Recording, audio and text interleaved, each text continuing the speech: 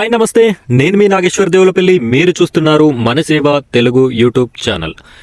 Friends, ఈరోజు మన video topic వచ్చేసి డిజిటల్ మరియు రేషన్ కార్డ్స్కి సంబంధించినటువంటి సర్వే తెలంగాణ రాష్ట్ర ప్రభుత్వం ఏర్పాటు చేయనుంది. అది ఏ డేట్ నుండి ఏ డేట్ వరకు, దానికి సంబంధించినటువంటి పూర్తి వివరాలు, ఏ విధంగా సర్వే చేస్తారు, మనం ఏ విషయాలు సర్వే అధికారులకి తెలియజేయాలి అనే పూర్తి వివరాలు నేను ఈ వీడియో రూపంలో మీకు అందించడం జరుగుతుంది. వీడియోని స్కిప్ చేయకుండా పూర్తిగా చివరి వరకు చూడండి. మొదటిసారిగా మీరు మన ఛానల్ని చూస్తున్నట్టయితే ప్రతి ఒక్కరు కూడా మన ఛానల్ని సబ్స్క్రైబ్ చేసుకోండి. సబ్స్క్రైబ్ పక్కన ఉన్నటువంటి బెల్ ఐకాన్ని ట్యాప్ చేసి ఆల్ అని సెలెక్ట్ చేసుకోండి. మీరు ఇలా చేయడం వల్ల నేను పెట్టే ప్రతి వీడియో కూడా మీకు నోటిఫికేషన్ అనేది రావడం జరుగుతుంది. తద్వారా మన వీడియోస్ అన్ని చూసే అవకాశం ఉంటుంది. కాబట్టి ప్రతి ఒక్కరు కూడా సబ్స్క్రైబ్ చేసుకోండి. అలాగే బెల్ ఐకాన్ని ట్యాప్ చేసి ఆల్ అని కూడా సెలెక్ట్ చేసుకోండి. అదేవిధంగా ఈ వీడియోకి ఒక చిన్న లైక్ చేస్తారని చెప్పేసి ఆశిస్తున్నాను. మనమైతే వీడియో విషయానికి వెళ్ళిపోదాం.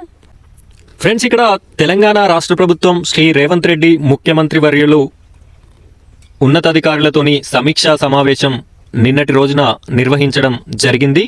ఇందులో భాగంగా కొత్త డిజిటల్ మరియు రేషన్ కార్డుల కోసం ఒక సర్వే అనేది, ప్రతి ఇంటింటి సర్వే అనేది చేపట్టాలి అని చెప్పేసి అధికారులకి చెప్పడం జరిగింది. దాని యొక్క విధి విధానాలు కూడా చాలా మట్టుకి రూపొందించారు.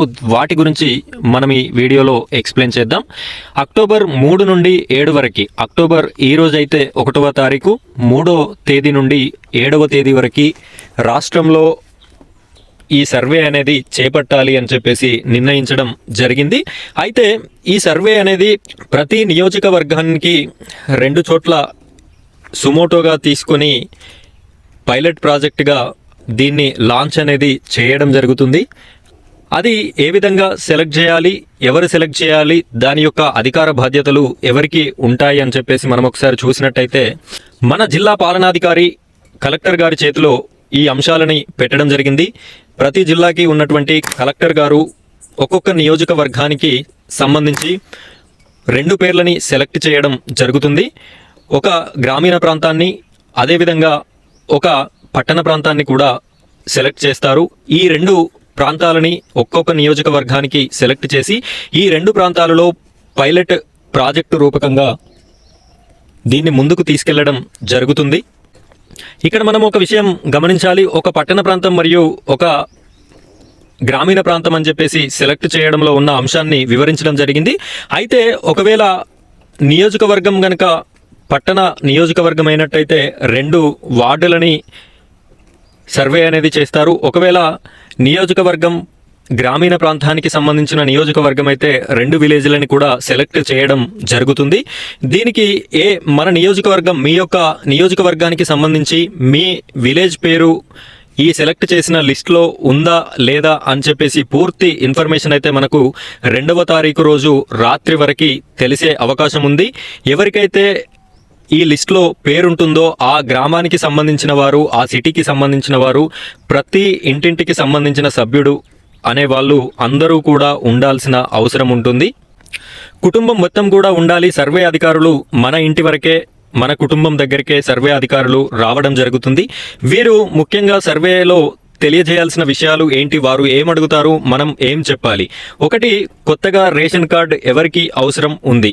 మన కుటుంబంలో కుటుంబ పెద్ద యొక్క కొడుకు కానీ కూతురు కానీ పెళ్లి అయినట్టయితే, కొడుకుకి పెళ్లి అయినట్టయితే కొడుకుకి వచ్చినటువంటి భార్య, ఆ కుటుంబ పెద్ద యొక్క కోడలు అందులో యాడ్ అవ్వాల్సి ఉంటుంది రేషన్ కార్డులో. ఈ విధమైన ఇన్ఫర్మేషన్ చెప్పాలి. అదేవిధంగా అతని యొక్క కూతురికి మ్యారేజ్ అయినట్టయితే ఆ కూతురు యొక్క పేరుని ఎలిమినేట్ చేసుకోవాల్సిన అవసరం ఉంటుంది. ఎందుకు అంటే ఆ కూతురు యొక్క అత్తగారింటి దగ్గర మళ్ళీ అప్డేట్ చేస్తారు కాబట్టి మన దగ్గర అవసరం ఉండదు, కాబట్టి దాన్ని ఎలిమినేట్ చేసుకోవాలి.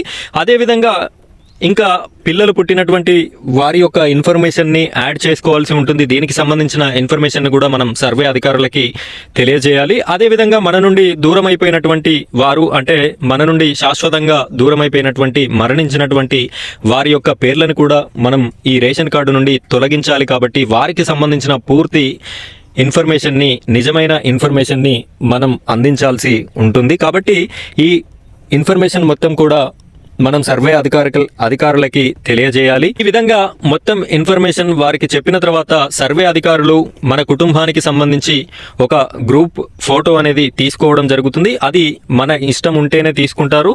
ఒకవేళ మీకేమైనా ఆబ్జెక్షన్స్ ఉన్నట్టయితే గ్రూప్ ఫోటో విషయంలో ఆ ఫోటోను కూడా తీసుకోవద్దు అని చెప్పేసి రేవంత్ రెడ్డి గారు అధికారులకి సూటిగా చెప్పడం అయితే జరిగింది. ఈ యొక్క సర్వేని అక్టోబర్ 3వ తారీఖు నుండి 7వ తారీఖు వరకు పైలట్ ప్రాజెక్టుగా తీసుకోవడం జరిగింది. ఈ విధంగా తీసుకోవడానికి గల కారణాలు ఏంటి అంటే, ఈ పైలట్ ప్రాజెక్టుగా 119 నియోజకవర్గాలకి 238 సర్వే సెంటర్స్ని ఏర్పాటు చేసి సర్వే చేయడం ద్వారా మనకు తెలిసి వచ్చే విషయాలు ఏంటి, ఎక్కడెక్కడ ఏమేం లోపాలున్నాయి, తెలంగాణ రాష్ట్రం మొత్తం కూడా సర్వే చేయడానికి ఏ విధంగా ముందుకు వెళ్ళాలి, ఎన్ని రోజుల ప్రణాళిక మనం తీసుకోవాలి అనే విషయాన్ని అర్థం చేసుకోవడం కోసం ముందుగా పైలట్ ప్రాజెక్టుగా నియోజకవర్గానికి 2 సెంటర్స్ని సెలెక్ట్ చేసి 238 ప్రాంతాలలో ఈ 3 తారీఖు నుండి 7 తారీఖు వరకు సర్వే అనేది చేపట్టడం జరిగింది. ఈ సర్వే కంప్లీట్ అయిపోయి ముఖ్యమంత్రి గారి దగ్గరికి ఈ రిజల్ట్ అనేది మొత్తం తీసుకొని వెళ్ళగానే మరి ఒక దశలో తెలంగాణ రాష్ట్రానికి సంబంధించిన మొత్తానికి కూడా ప్రతి ఒక్క గ్రామానికి, ప్రతి ఒక్క వార్డుకి, ప్రతి ఒక్క ఇంటికి కూడా సర్వే అనేది నిర్వహించడం జరుగుతుంది. ఆ విధంగా నిర్వహించిన సర్వేలో మనం కొత్త రేషన్ కార్డ్స్ని అలాగే ఫ్యామిలీ డిజిటల్ కార్డుని పొందే అవకాశం ఉంటుంది. ఫ్రెండ్స్, ఇది ఈరోజు మన వీడియో టాపిక్. ఈ వీడియో మీకు నచ్చినట్టయితే లైక్ చేయండి. అదేవిధంగా మన ఛానల్ని సబ్స్క్రైబ్ చేసుకోండి. సబ్స్క్రైబ్ పక్కన ఉన్నటువంటి బెల్ ఐకాన్ని ట్యాప్ చేసి ఆల్ అని సెలెక్ట్ చేసుకోండి. నేను పెట్టే ప్రతి వీడియో కూడా మీకు నోటిఫికేషన్ రూపంలో రావడం జరుగుతుంది. ఏ విధమైన మీకు కామెంట్స్ ఉన్నట్టయితే ప్రతి ఒక్కరు కూడా కామెంట్ చేయండి. నేను మీరు చేసే ప్రతి కామెంట్కి కూడా రిప్లై అనేది ఇవ్వడం జరుగుతుంది. ఈ వీడియోకి ఒక లైక్ చేయండి. Thank you friends, thank you very much.